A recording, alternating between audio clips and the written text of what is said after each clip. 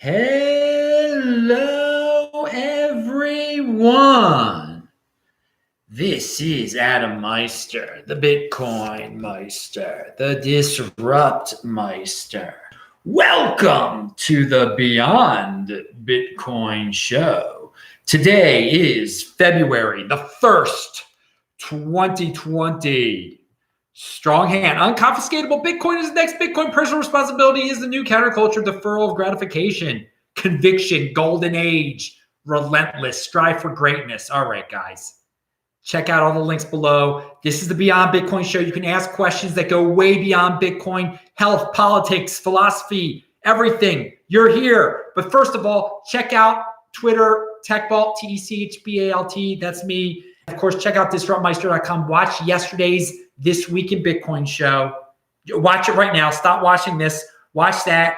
We had a newbie on there, and I got to say, he told a great tax story that should scare you straight about trading Bitcoin. You shouldn't be trading your Bitcoin. You should have that strong hand and hang on to that Bitcoin. So it was a very good This Week in Bitcoin. Hello, my elite friends. I see you out there, guys.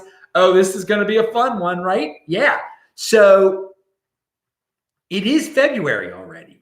Amazing. We're in the second month of the 2020s, this golden age.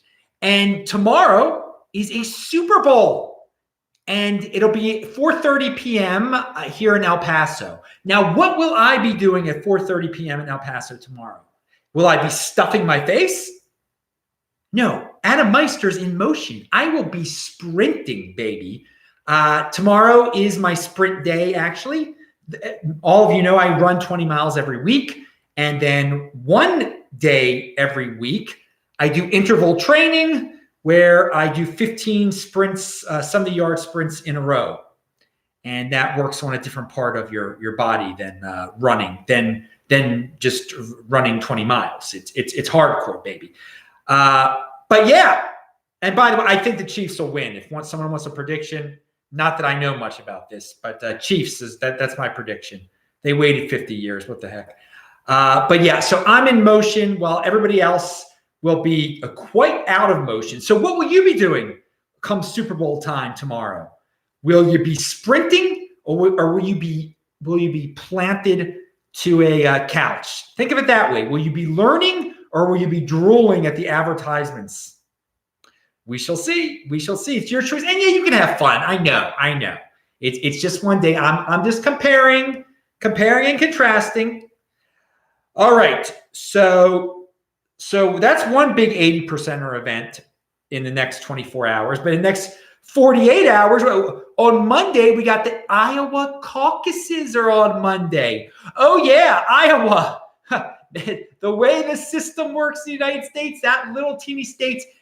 And I got much respect for the people of Iowa. By the way, I'm speaking to their at their blockchain club, Bitcoin event, whatever it is. Hopefully it'll be on this show. I'll be doing it, simulcasting it. I'll be doing it from LA, but they'll be watching it in Iowa. I think that's February 27th. But yeah, I got much love for the people in Iowa. It's not their fault that people blow this ridiculous caucus out of proportion. But let's briefly touch on that because people are talking about Bernie Sanders and how he's going to win it. And the one thing about Bernie Sanders, well, not the one thing, he's about destruction, man. Destruction of the capitalist system, taking away people, nationalizing businesses, taking away people's wealth. And I'm part of move. I'm going to talk about this on tomorrow's show also. But with Bitcoin, I'm about productivity. Okay. I love people doing productive things with Bitcoin, building, not destroying. There are people in the Bitcoin space that are like, oh yeah, we have to destroy all the altcoins.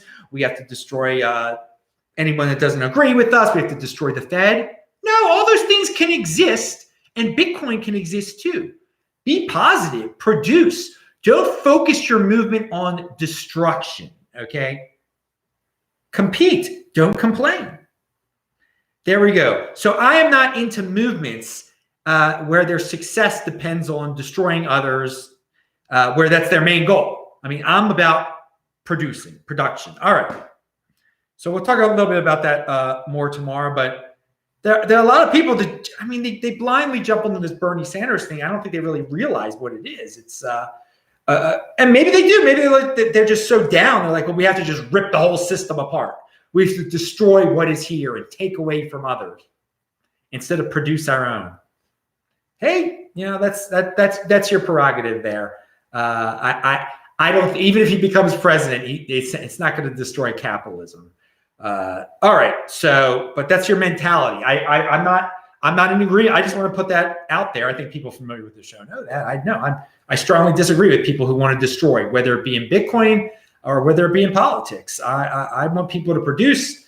Hey, if you want to have a collective, if you want to have a communist collective, you can have that here in America. Go ahead and do it. I'm not stopping you from having a communist collective. You could voluntarily get a bunch of your friends together, have a communist collective, and Bernie can be your leader, and you can all share and do all that stuff. But don't force me to share with you. I mean, that's force. That's destruction. Pound that like button. So we shall see. How the Iowa thing turns. I guess Bernie Sanders is going to win. Great. That's one of them. Then on to and then he'll win New Hampshire also, because he's from Vermont. That's next door to New Hampshire. For those of you not familiar, it really doesn't matter. It's a big waste of time. The intriguing thing about the politics, though, is the media manipulation, and I find that fascinating. Just such a huge role the mainstream media plays in the people they want to win. I think, and how many people fall for it and really can't think for themselves. And then while the mainstream media tries to convince people to vote for their candidate, they're the ones screaming, "It's Facebook's fault that Trump was elected." I mean, it's insane to believe that Facebook. I mean, do they even understand how Facebook operates? Because somebody bought some advertisements on Facebook for Trump, and maybe they bought it for some Russians paid for some Facebook ads for Trump. That's why Trump won. Yeah. All right. Yeah. That many people would change their mind based on Facebook ads. Well, all right, we'll get to that another day. So let's talk about Chabad, the Chabad movement in Judaism. They're Orthodox Jewish people who are very welcoming to not Orthodox Jewish people. And I go to their synagogue in Baltimore, and here in El Paso, I walk 5.7 miles and then it's 12 miles round trip to go to the synagogue up there. And something I was thinking about the way that Chabad runs its operation. Okay, now a lot of you don't exactly know this, but in the Jewish people that you're mostly familiar with, the people watching this, are guys who just look like me, they go to Reform synagogues and conservative synagogues. And the way those Reform synagogues and conservative synagogues operate, and they really reached their peak probably like in the 60s or 70s. I don't even know. Maybe the 80s. I don't know. But the way they work, the way they fund their operation, and some of them have huge buildings, beautiful buildings. You have to pay a membership fee. You pay a membership fee to attend these Reform and conservative synagogues, and I think that includes your high holiday tickets, or sometimes there's just a high holiday fee that you pay. The fees involved. That's the way they fund the operation. Okay, all right. And so these conservative, especially the Reform ones, are falling apart. I mean, nowadays, who go? Well, I mean, if there is no.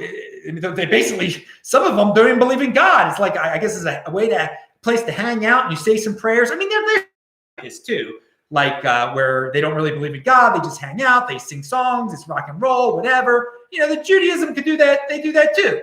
And you gotta raise your funds somehow. I don't know how those hippie churches do it, but I'm telling you how the Reform. But obviously the Reform and conservative synagogue reach out to secular Jews, not Orthodox Jews with the beards and the hats and everything. The way they fund their operations is people volunteering and stuff. But so Chabad, you got Chabad, which is run by Orthodox Jews, but wants everybody to come.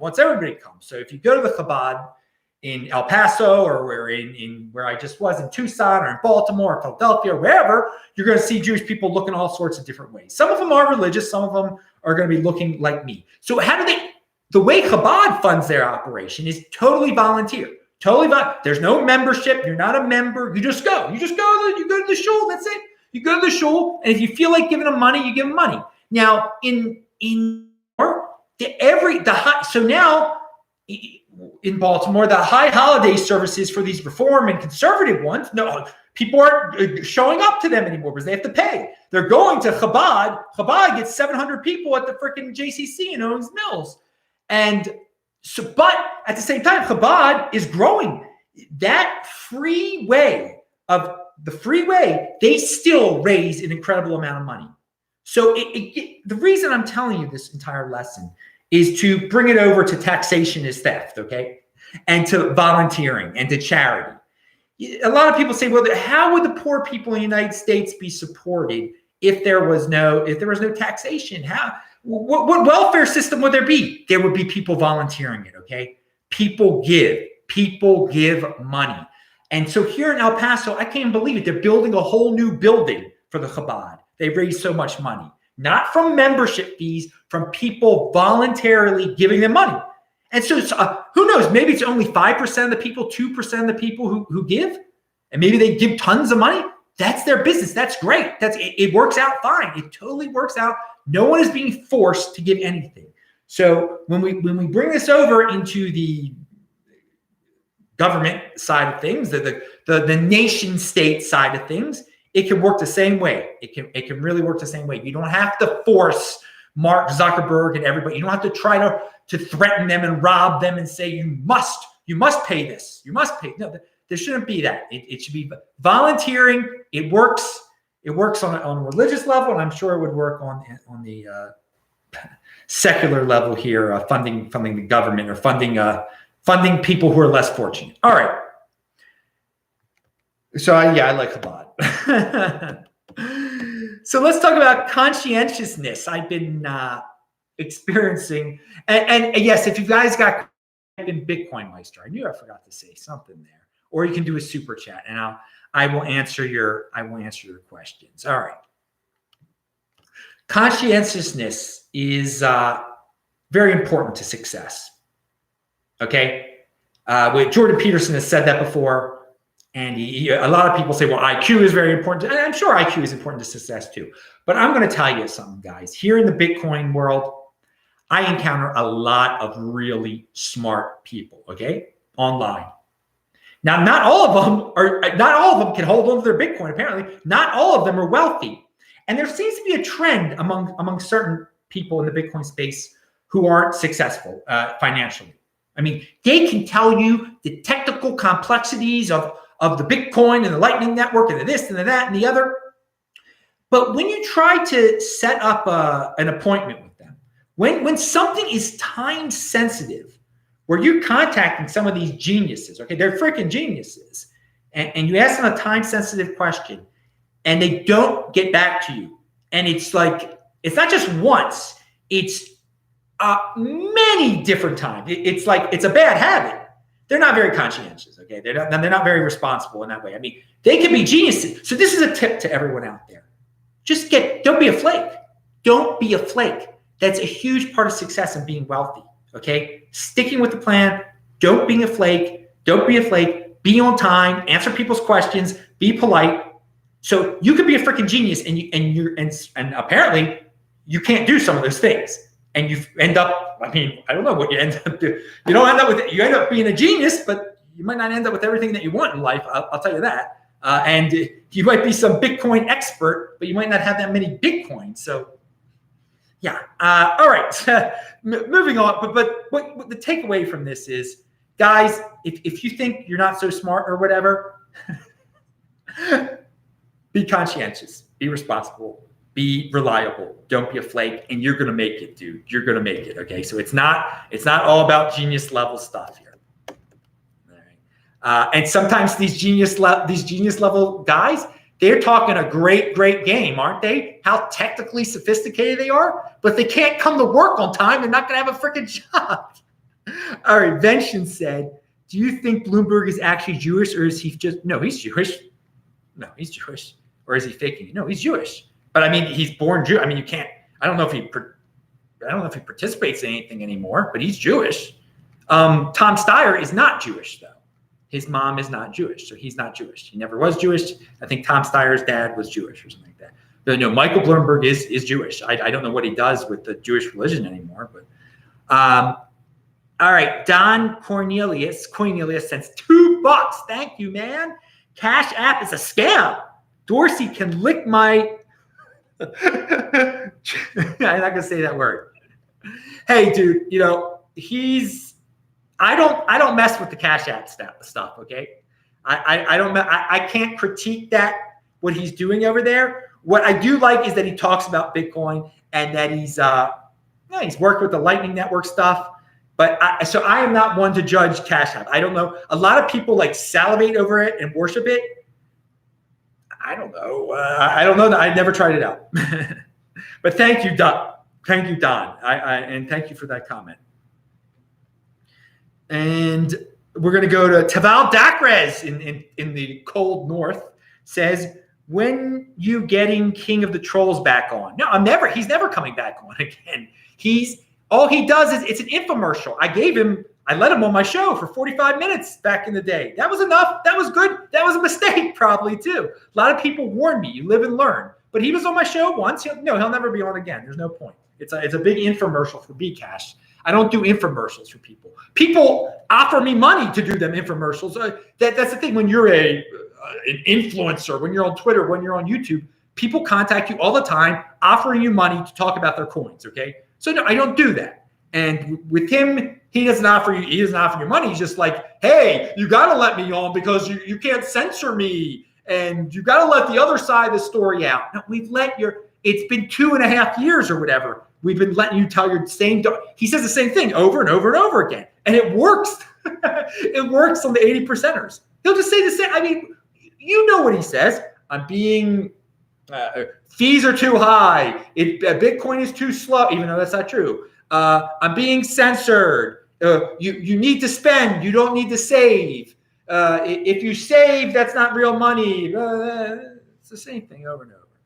All right. So no, he's never coming back on again. But if you check out the archives, you can watch and check out I brought the show back up again with the road to $1 trillion market cap. That was part of the bump on the road there. It was one of the bumps on the road, the Bcash thing. Now, let's talk about last week someone asked me why I didn't run when I took a day off. And no, I don't run. You cannot run every day. I take at least 2 days off a week. So unfortunately, probably there's been time I've only taken 1 day off a week. But I got to get my 20 miles in, okay? You can get 20 miles in 5 days. You can get 20 miles in 4 days. But you can't run if you run every single day you need recovery. You need to let your body recover. Whatever exercise you're doing, you can't do it every single day. At least you can't do it intensely every single day. You need some recovery. So again, I mentioned above, today I walked 12 miles, though I did not run today. Today was my day off of running, one of my days off of running. And I ended up walking 12 miles. But that's not like running, and it's not like what I'm doing tomorrow is interval training, my 15 70-yard sprints. All right, what else do we have here?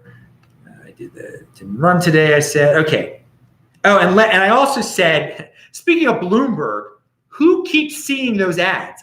They're everywhere. They're everywhere. They just, every YouTube video, they're popping up all over the place. They're popping up here. They're popping up there. That dude is spending a lot of darn money. A lot of darn money. I don't think he's buying. Is he buying them on Facebook too? Because that's a total waste. As I said before, I don't think that makes that much of a difference. But they're like playing so often. All sorts of sites, they're jumping up. You hear him. He's cursing Trump or whatever he's doing. Who else is noticing that? He wants to be the mainstream Democrat candidate, and he's got a chance because maybe Biden will drop out. And I said this last week. He should be paying for Bernie right now, for Bernie to get rid of everyone. And then if it's only Bernie and him, well, people are going to have to think long and hard in the Democrat Party. Are we a socialist party, or are we communists and socialists? Or do we really want to steal from everyone this much? Or do we want to go back to, where we don't want to destroy businessmen, where being a billionaire isn't a criminal? Let's see what choice. I still think the majority of Democrats out there are not radical like that, or do not want to steal from everyone. I mean, maybe I'm naive about my fellow Americans. I don't know. But hey, let them do what they want to do. All right, we got a lot of people talking in the chat. No questions. Good. Dorsey supports Bitcoin. Yes, he does. He does support Bitcoin. Jack Dorsey supports Bitcoin. I don't think Jack Dorsey knows a lot about what's going on at Twitter at some points. Like he can't micromanage everything. Obviously, it's a tremendous company. But no, I don't think Twitter should be. I disagree with some of the things that may kick off people. But they're a private company and they do what they want to do. All right, we talked about the Bloomberg ads. All right, somebody also asked about what cooking oils do I use. I never use any cooking oils. Never. Don't use any. What you do is you cook the animal. You cook an animal up, a chicken, a beef, or whatever. It cooks in its own fat. It works great. And then you save the fat for something else for the next day, for throwing something else in there that maybe doesn't have as much fat, But no, my animals, I put them in the pan or I put them in the oven. They cook themselves, man. It's natural. It's natural stuff. You don't need to put in horrible canola oil and all this devilish stuff. Terrible, horrible for you. So no, I don't use any cooking oils. Going back to the Chabad guys, the rabbi in El Paso wanted me to mention a site. He's big in the charity and teaching kids to give charity when they're young. And they come up with this idea that you give them a little yellow ark, like Noah's Ark, and you put a change in it so they get used to giving charity. What's it called? ChangeOurWorldForGood.com. I linked to it below. I told them I would mention it. For me, it's all voluntary. I don't. If you want to give charity. This is something that if you want to teach people about charity, check it out.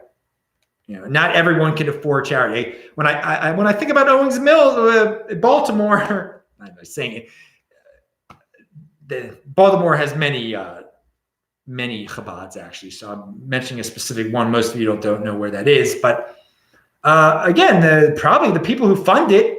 Most people are freeloading, as some would say, that come to the high holiday services at the Owings Mills JCC. There's nothing wrong with that. That's what I say here too. Please freeload off of me. I love it. You don't have to contribute to this show at all. It's all volunteer. I like it when you retweet me. That's great. That's free. And just like Chabad likes it when Jewish people just spread the word and do Jewish things and put on the tefillin and do this and the other. I like when you just spread the word about me. You don't have to give a thing to me. I don't need money at all. It all comes naturally. All the goodness comes to me. So I give this out for free. You give it out for free too. You don't have to contribute, just like the Chabad. All right. Pound that like button. So it's not really, I joke. I use that term freeload because Stefan Molyneux says, don't be a freeloader. Give me money. I mean, that's what he says. He says that. Don't be a freeloader. I say be a freeloader. It's great. I don't care. Now let's talk about Israel real quick, because someone asked me about the peace plan earlier this week. And the bottom line is the United States shouldn't have to make a peace plan. The two parties, or multiple parties, the Arabs and the Israelis, they should come about their own plan. They don't need the United States to inspire them. But hey, through the years, the United States thought it's necessary to give their opinion, whatever. Everybody thinks it's good to give their opinion. Give your opinion. But what it comes down to is, well, we're gonna say what it comes down to. First of all, I linked to below Ben Shapiro. The first 20 minutes of this show, linked to below. He explains the history of the situation there. He does a great job, a really great job. So a part of this peace deal, Israel has to give the Arabs part of Jerusalem. No, that I didn't know about that part. That's a no-go. It's Israel. Jerusalem is Israel. That's nonsense. Yaron Brook has a great show that I just watched today. It just came out today. It is also linked to below. And I agree with him a lot on what he says about Israel. He also talks about the coronavirus. He is an expert on about the coronavirus. But when it comes to Israel, He says, I mean, it's just the Arabs there in Judea and Samaria and Gaza. They just have to be Western. Stop killing. Stop doing this stuff. Just stop. Admit you're defeated. Your way has lost. That way has lost. That's the only way it's going to work. That's the only way there's going to be peace. Trump wants to give them $50 million or whatever, and they'll become capitalists. They don't want to become capitalists. They don't want to become Western. Where they in the Trump peace plan, it says the Arabs in that area, whatever they call them, for them to get their own state, they want to be productive individuals, trading and this, that. When have they said that? When have they ever said that? When have they, as individuals, do they want to do that? They, as a people, individually, they're all going to have to make decisions and say, we want a capitalist Western society, okay? And we want to trade with these people. We want to be productive. We don't want to blow things up. We don't want to destroy. We don't want them not to exist because they're there. Israel is there. It's there. It's not going anywhere. And the way it's set up now, and Scott Adams has brought this up now, Israel doesn't have to make any peace with them. Israel doesn't. Why? I mean, if Israel makes some fake peace with them and they still keep on doing it, they still keep on bombing, what's the point? Israel's got a situation now with the security that it's very rare they get in to Israel to blow anything up. Okay. Now, I mean, there are pains in the butts. Yes. The fire balloons they set in, and then the random murders that they commit in certain Jewish towns in Judea and Samaria. What that would take, Israel can stop that right now and just not let them in. Just totally say you can't come in here at all. Just stop it. Be more restrictive on them. Israel can keep on being more restrictive. They've won. What they have to do is the Arabs will say it's over. We give up. We're not trying to destroy you anymore. We want to trade. We want to trade. Here's our town. Your town's next to our town. Our country is a bunch of towns scattered with roads connecting it. We're not going to blow you up. Leave us alone. We're going to trade with you. That's it. We're capitalists. You're capitalists. You can do your religion over there. We'll do our religion over there, but we're not going to blow you up anymore. And that's it. And that's the peace plan there. Because in the end of the day, if you think giving them a lot of money without them, but then still have a corrupt government that believes in the principles of non-Western ways, well, they're just going to be corrupt with the money, and the non-Western ways are going to continue, and it's just they'll be funded a little bit longer. So Yaron Brook does a better job of explaining that to me, I think. And people, and the same thing, the United States should just leave them alone. We shouldn't give anybody any money over there. That's it. Let them work out the whole thing, okay? Let them work it all out. Nobody should just let them work it out. That's it. They'll work it out. They got the losers, the ones who've lost the war. Either they surrender or they just keep on doing what they're doing, and their lives get worse and worse, okay? They're going to be totally walled out of being in a productive society, because many of the people a lot of the people who live, the Arabs that live in Judea and Samaria and Gaza, they want to trade. There's some that want to trade who do rely on getting into different parts of Israel that are hard to get into when they're bombing. Okay, there are people. There are some that are trying to run businesses, trying to get in, trying to do business with the Jews and everything like that, and they rely a lot on the Israelis. Okay. And it's been a pain to have all these roadblocks, and they don't want the bombing anymore. They don't want it. There are some that want that, but it's going to have to be everybody. It's going to have to be a tremendous amount of people that want this. So we shall see. We shall see how it goes on. I think Israel, obviously, this deal that's on the table, they would love it in a second if it was all agreed to, and the Arabs stop their bombing. It'd be great. Israel will give them Jerusalem. Israel will give them whatever. It's Eastern Jerusalem. Give them this land, give them that land, give them whatever. If they actually follow the rules. But I think Israel knows most likely that what's the change? Why are they going to surrender now? They haven't surrendered yet. It's that's the way these things work. They have to give up their violent ways, their ways of just anti-Western ways, and just get with the program, or maybe move to Jordan. I don't know. All right. So, all right. Now, so coronavirus. Yaron Brook had a coronavirus expert on from Johns Hopkins, actually, speaking of Baltimore, where I'm from.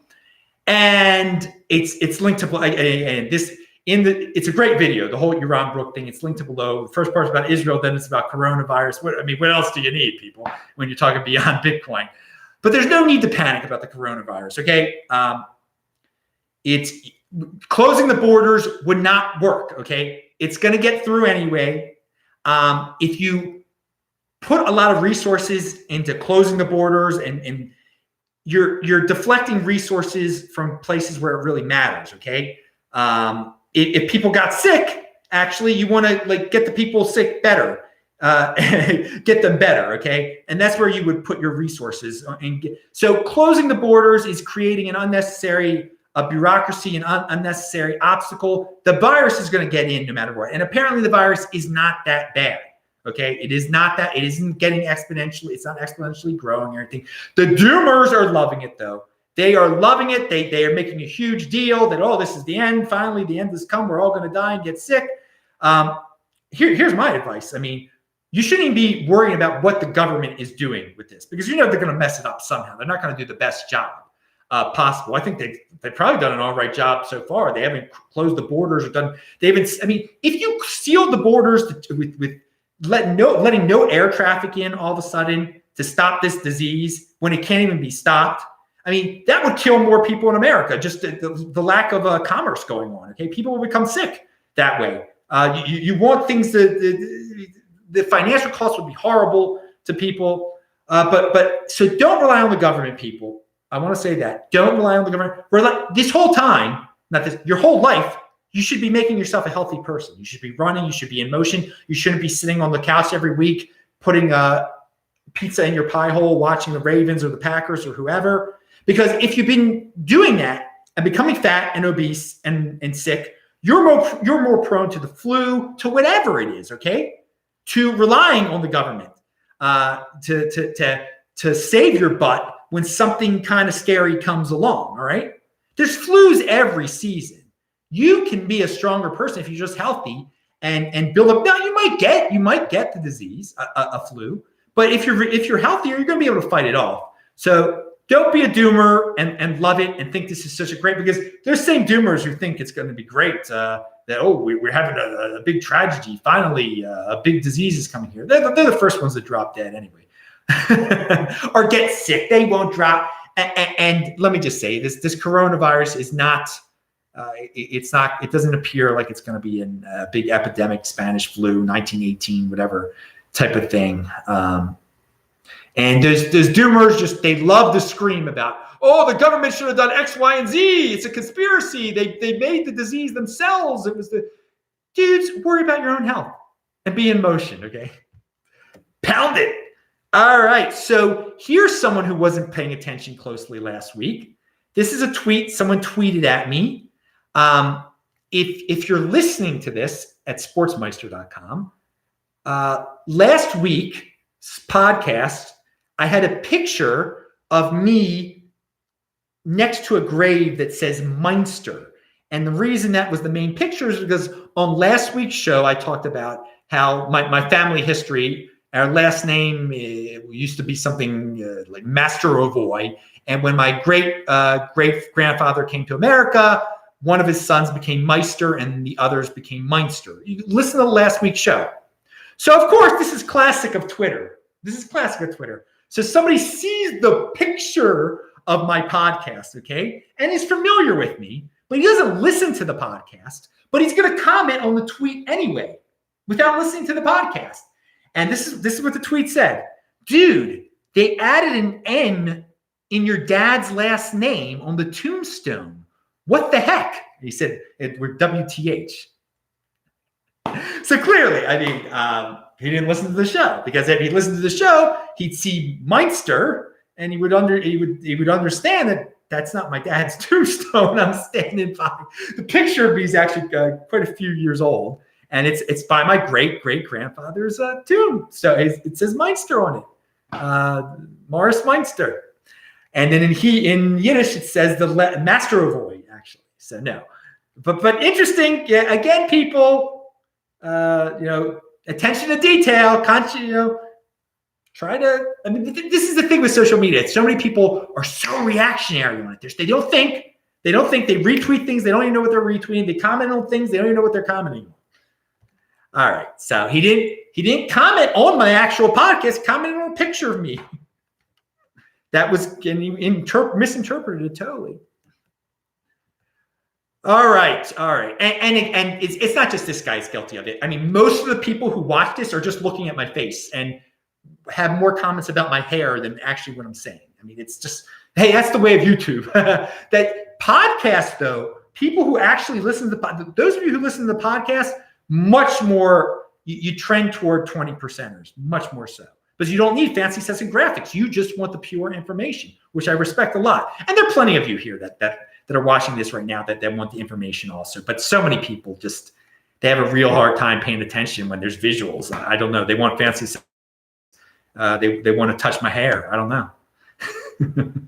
They're here and, well, all right, pound it. So let's talk about it. Well, first of all, CNN is they're pretty envious of Zuckerberg here. What again? Mark Zuckerberg says Facebook will stand up for principles like free expression and encryption, even if it means facing a backlash. Okay. And then there's another headline right next to it. Nancy Pelosi calls Facebook a shameful company. All right. So this article, it's not pro Zuckerberg, but he's trying to be normal here. I give this dude credit. This is the new approach, and I think it's going to piss off a lot of people. This is Mark Zuckerberg saying. But frankly, the old approach was pissing off a lot of people too. So let's try something different, Zuckerberg said in the Silicon Slopes Tech Summit in Utah on Friday. The Facebook co-founder and CEO said his company's aim for a long time was to not do anything that would be deemed as too offensive. But he is now changing that approach. That's good. In the face of what he deems excessive censorship. Increasingly, we're getting called to censor a lot of different kinds of content that makes me really uncomfortable, Zuckerberg said, while acknowledging Facebook's responsibility to purge its platform of content related to terrorism, child exploitation, and incitement to violence. We're going to take down the content that's really harmful, but the line needs to be held at some point, he added. All right. So I respect that. If this dude is going to make a clear definition of what is acceptable and what is not acceptable, what is the line, and he's going to stick with it, that's great. What he's been saying lately, he's definitely, you could tell he's annoyed with the government telling him what to do. Like, well, you can't let that advertisement be here. I mean, they're trying to micromanage his company. I mean, it's ridiculous. They have no right to do so. He built that company. They're envious of him. Pelosi calls it, what did she call it? What was this woman says? Called Facebook a shameful company, but they won't listen to her, but they don't give enough money to her campaign because she doesn't understand how it even works. She actually thinks that's why she loses her friend Clinton lost an election because of Zuckerberg, she thinks. She's that insane. And the funny thing is what's his face is posting stuff about Zuckerberg and Trump in bed together. I can't think of his name. The one that the Hungarian that they come up with all the conspiracies about. Soros. Soros is ripping on. I mean, Soros is just ripping on Zuckerberg because he's not towing the liberal line. He's not blindly supporting the candidates that Soros supports. So he rips on Zuckerberg. Great. If Zuckerberg actually does this, if he takes a stand against these people have no business telling him what he has on his site, then good for him. Good for him. And Mark Zuckerberg is a genius. He built that company. I'm not a big fan of the site for a lot of it's based on 80%ers, showing off how great they are, whatever, to their buddies. It's a big waste of time most of the time. But hey, if he's gonna make it define what is acceptable there, because this is the problem people have with these social media companies. You don't know when you're going to get kicked off. You don't know what there are all these unwritten rules. He's going to write the rules down. Good. Now, again, I'm totally comfortable with being on YouTube, that there are unwritten rules and I can be kicked off at any time. I realize that. I have no problem. They're a private company. They can do this. But people will respect Facebook more if they do that. And I think it will be good for Facebook if they actually have legitimate written rules that they abide by. Okay, Lance Robinson says, Bitcoin Meister, I only watch your YouTube maybe once a week. The rest is podcast every day. Good. I get much more out of it. I even re-listen to it multiple times some days. Well, thanks, man. And the only thing about with the podcast, I don't know if you could play them at 2x at all of the podcast locations. I have no idea. I've never tried it out. There's like 9 different places my podcast play at. I do like with YouTube, and again, when I watch Ben Shapiro or watch Yaron Brook, I'm not watching them. I have no idea what they even look like half the darn time. I've forgotten Ben Shapiro. I mentioned this on past show that Ben Shapiro wears a kippah. I forgot about it because I never even look at it. I don't need to look at Ben Shapiro. Who needs to look at Ben Shapiro? Seriously. But the people who get such kicks out of looking at him and making fun of him and stuff, those people are trolls. I mean, whatever. But the good thing about YouTube is I could play everything at 2x so easy. So yeah, I listen to Ben Shapiro at 2x. That can be a little difficult sometimes. Sometimes you got to slow him down to 1.75. But like someone like Scott Adams, who, oh my God, he talks so slow apparently. I think I only play him at 2x. Like a couple times I've played it at 1x for like a second. I'm like, oh my God, Scott Adams. I mean, what's the deal here, man? Playing it at 2x is fine though. It's just awesome. It'd be a complete waste of an hour to listen to that dude at 1x though. 2x, you get him in a half hour. It's great. You get all the information. So that's what I love that about YouTube. You easily. And by the way, I noticed, what's the other one? BitChute. I started uploading. If you want to listen to BitChute, you can watch it. BitChute. You play that at 2x also. I've been putting random stuff there and people have been watching it. So good. But I appreciate the podcast support. It's been growing a lot. It's been great. Very, very good. Very good stuff. Sportsmeister.com. Let's see. We talked about Zuckerberg and drawing the line. Oh, so I stumbled upon Gerald Celente again, who's a big doomer who always makes predictions that everything's going to end and it never ends. And then he sells newsletters about it, and you guys keep buying it over, and not you guys, but people keep buying it over and over and over again. So I linked to a real short video, and he is just screaming about the rich getting richer. That's what his whole little 2-minute video is about, the rich getting richer. Who cares? So what? Are you going to be a child and envious and throw a tantrum and say, oh, it's unfair, they're getting rich? Or are you going to make yourself successful? Okay? So, by the way, he's putting people in that mindset where they just are like, he knows he gets clicks that way by like blaming the rich get screaming about the rich getting richer, and just getting people in a doom hole where they're not productive. They're just throwing a fit about other people being productive. But the funny thing is that with his doom, he actually is being productive. He's producing a doom product that all these suckers are buying and paying for. So he's getting richer too. So making him wealthier, guys, isn't solving your problem. Zuckerberg's still going to get wealthier while you make Celente wealthier. It's you who's not getting wealthier by just throwing a fit and buying a know-nothing newsletter where you're not learning anything. You're just like hearing some old dude complain and make predictions and constantly getting those predictions wrong over and over, year after year after year. Gold! We're going to go gold! How long has Gerald Celente been saying that? As long as I've been alive? Gold! Yeah, good. But anyway, props to Gerald. He's got a legitimate business. He keeps getting richer. That's good for him.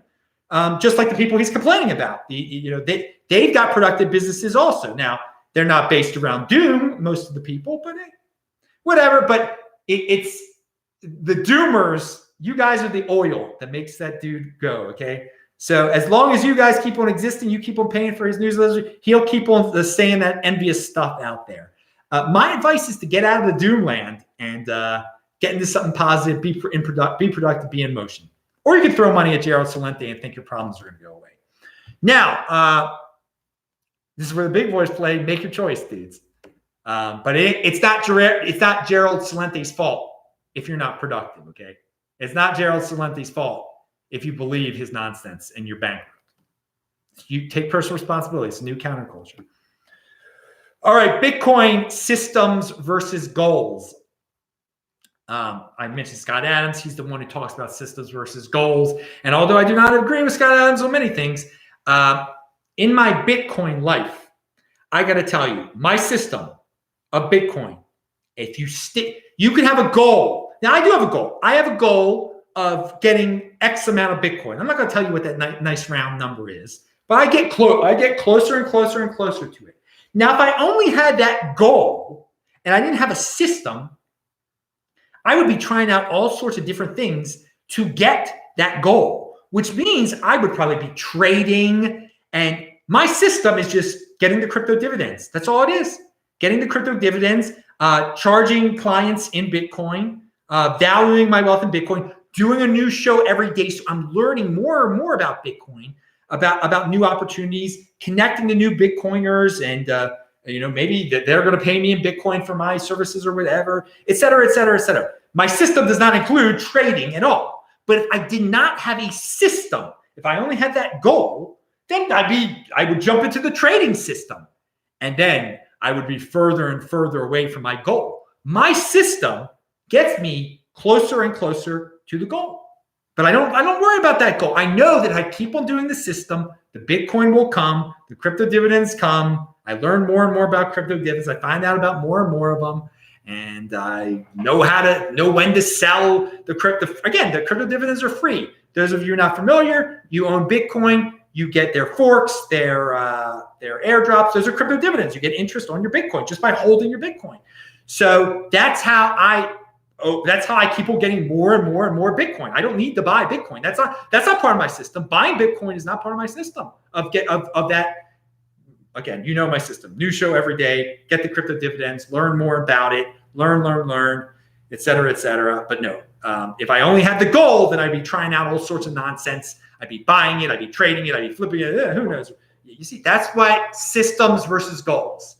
Systems versus, don't just have a blind goal. Create a system and stick with it. Conviction to the system. It pays off, dude. It pays off nice. Trust me on that one. All right. And we got two more topics here. Scott Adams, under one of his videos, he likes to talk about global warming. It's such noise to me. But this comment that someone left is a beautiful comment. It sums it up. There's actually 3 questions in regard to global warming. 1, is it actually warming? So people getting huge arguments about that. 2, are we to blame? People getting huge arguments about that. 3, do we need to care? And the guy says, I think you answered the question. The right question is 3. The right answer is no, I don't care. Pound that like button. All right, finally.